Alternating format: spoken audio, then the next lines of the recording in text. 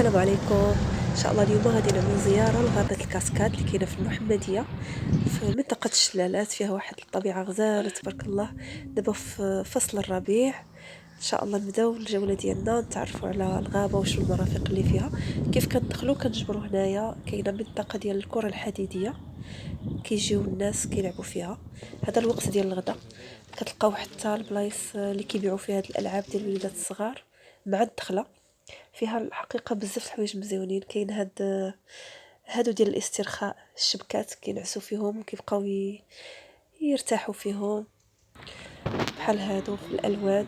كنظن هادو كيتكراو. الطبيعه فيها تبارك الله جد خلابه، خصوصا دابا ملي كطيح الشتا تبارك الله. وهي متنفس الناس ديال المحمديه والناس ديال الدار البيضاء.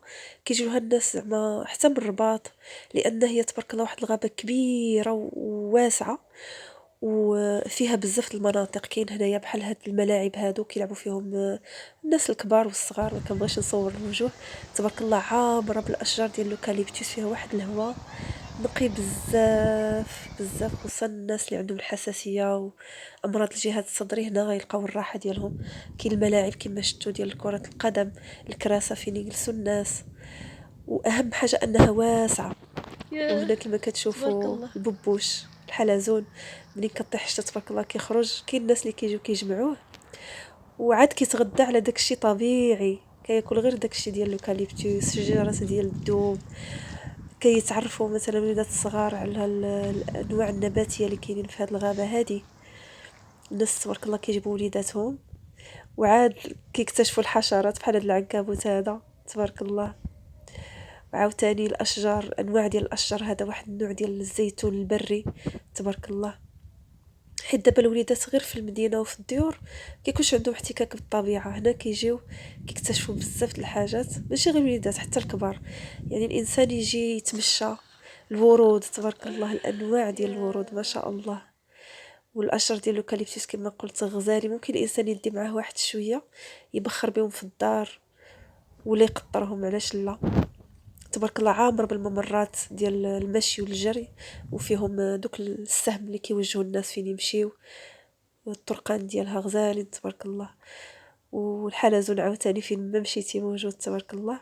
واللي غزال هما هاد الطبيلات هادو كيجيو العائلات كيجلسوا فيهم وكيشويو. كاين اللي كيجيب طاجين، كاين اللي كيجي يشوي هنايا. كاين الناس تبارك الله كتلقاوهم جايبين حتى سكسو كيطيبوه تما في الطناجر. الخيل والليل وكاين والليل. الخيل، كاين الجمال اللي كيبغي يعمل جوله في الغابه كيكريوهم. وحتى كاين حتى داك النساء اللي كيجيبوا الخبز وكيبيعوه، كيكون يلاه طيبوه كيجيبوه كيبيعوه. واللي غزال هنايا هو انك كتطلق عينيك، كتمشي العين ديالك في ديك الخضوره وديك الزرقه ديال السما صافيه. في هاد الايام ديال فصل الربيع احسن حاجه هو الانسان يجي يدوز واحد الوقيته هنا. اما يجي يتمشى بلا ما يجلس يتغدى، ولا ممكن يجيب معاه الاكل ويجلس يرتاح تما ويتغدى وياكل. الحشرات على الانواع، سبحان الله العظيم. وكاين شجر اللي هما قدامين بحال هاد الاشجار ديال اليوكاليبتوس، كتلقاها شجره كبيره طويله بزاف. والورد على الانواع والالوان تبارك الله. كيجيو النحل هذا الدبور وقيله سميتو كيجي كيبقى ياكل منهم. سبحان الله ما شاء الله. الطبيعه جد خلابه تبارك الله وصل على النبي. فممكن ان الانسان يجي هاد الايام، وهذه فرصه الانسان يخرج من الدار شي شويه. بالنسبه لهاد الغابه راها قريبه بزاف المحمديه. كاين مواصلات اللي ما عندوش الطوموبيل، كاين الطاكسيات، وكاين حتى الطوبيس 920 وقيله ولا 902 ما متاكداش. والطريق ديالها حتى الانسان اللي عنده السياره راها الطريق غزاله، يعني مصوبه مزفته، فيها الزفت مزيان، ما فيها لا حفاري لا حتى حاجه. وفيها دوبل فوا في جوج ديال الاتجاهات.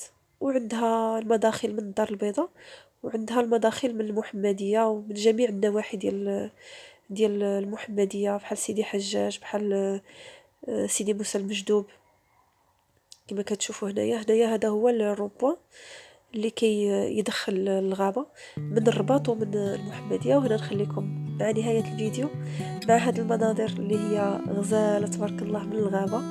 تستمتعوا بها وخليكم على خير، وان شاء الله اغتنموا الفرصه ديال فصل الربيع باش تستمتعوا بهذه المناظر الطبيعيه الخلابه. السلام عليكم ورحمه الله.